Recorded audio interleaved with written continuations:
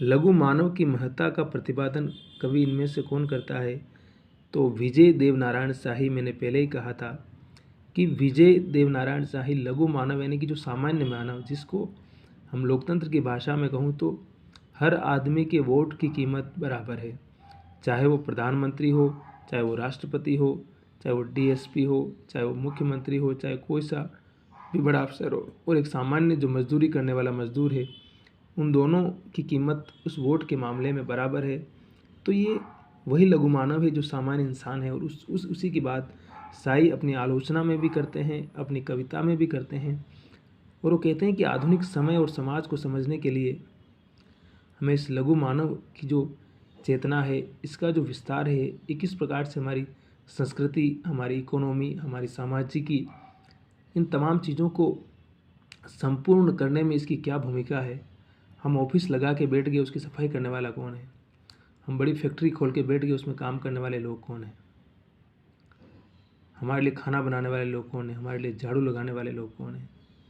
सड़कों की सफाई करने वाले लोग कौन हैं? नालियाँ साफ़ करने वाले, सीवर साफ़ करने वाले। आप जानते हैं कि सीवर साफ़ करते हुए कितने लोग मर जाते हैं? इतनी सारी टेक्नोलॉजी के बावजूद भी सरकार उसके लिए कोई टेक्नोलॉजी का इस्तेमाल नहीं कर रही है, और लोग वो लोग मर रहे हैं जो इस गंदगी को साफ़ करते हैं। और हम कहते हैं कि हम इस दुनिया को साफ़ कर रहे हैं, क्योंकि संसार को खूबसूरत बनाने में हर किसी का योगदान है।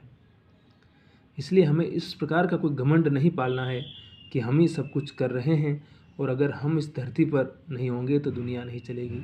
ऐसा कुछ भी नहीं है। इसलिए लगे रहिए, हंसते रहिए, मुस्कुराते रहिए, और इस संसार के प्रति, इस यूनिवर्स के प्रति हमेशा शुक्रगुजार बने रहना है हमें। क्योंकि और जो कुछ भी हमें मिला, हम उसके प्रति शुक्रगुजार हैं हमेशा, ताकि हमारे जीवन में सुकून बना रहे, और हम उस सृष्टि के जिसने हमें जीवन दिया है, हर दिन हर पल कर्जदाता है। कहा गया ना कि कर्जा उतर जाता है लेकिन एहसान कभी नहीं उतरते। तो उस सृष्टि के हम कर्जदार हैं, क्योंकि उसने हमें जीवन दिया है, और उस जीवन को बेहतर और बेस्ट बनाना हमारा काम है। उसने हमें एक टास्क दिया है कि हम कैसे हंसते हुए, मुस्कुराते हुए और जीवन की बाधाओं का सामना करते हुए इस जीवन को बेस्ट और बेस्ट बना सकें। अज्ञे को साहित्य अकादमी किस पर मिला था? तो आंगन के पार द्वार पर मिला था। सतपुड़ा के जंगल किसकी कृति है? तो भवानी प्रसाद मिश्र का कविता संग्रह है। आत्मनेपद अज्ञे का है। मदन वात्स्यायन किस सप्तक के कवि हैं? तो तीसरे सप्तक के कवि हैं। इनमें से कौन सा कवि तीसरे सप्तक में नहीं है? तो धर्मवीर भारती नहीं है।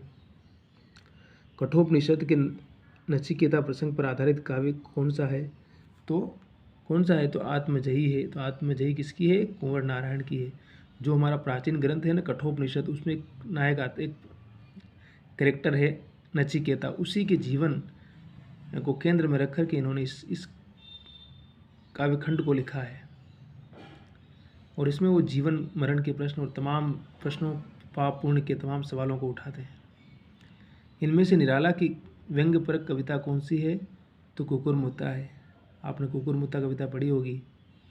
कुकुरमुत्ता जो बारिश के समय जब हमारी जो गोबर होता है ना, गोबर के अंदर जो सफ़ेद सफ़ेद रंग की जो छतरियाँ नहीं निकल जाती, उसको बोलते हैं कुकुरमुत्ता, है ना। तो कुकुरमुत्ता वो भी एक तरह का फूल ही है, और एक गुलाब का फूल है, बाकी तमाम फूल है। तो निराला ने जो सबसे गंदी जगह पर पैदा होने वाला फूल है, यानी कि जो जिसको हम गंदे लोग कहते हैं, जो कि दिन भर मजदूरी करते हैं, जिनको पास पैसा नहीं है, बहुत गरीब है, अभाव में ज़िंदगी जीते हैं, न ढंग का कपड़ा है, न ढंग का खाना है, न ढंग का घर है, लेकिन फिर भी ज़िंदगी जी रहे हैं वो लोग। तो उनके सौंदर्य बोध को निराला ने इस कविता के माध्यम से रेखांकित करने का प्रयास किया है। तो हंसते रहिए, मुस्कुराते रहिए, आबाद रहिए, मस्त रहिए और खुश रहिए, खुशियाँ बांटिए, और अपने स्वाभिमान को हमेशा ज़िंदा रखिए, और अपने आप पर डिपेंड रहना है। किसी से कोई उम्मीद नहीं करना है। जो भी उम्मीद करना है खुद से करना है। तो हंसते रहिए और मुस्कुराते रहिए।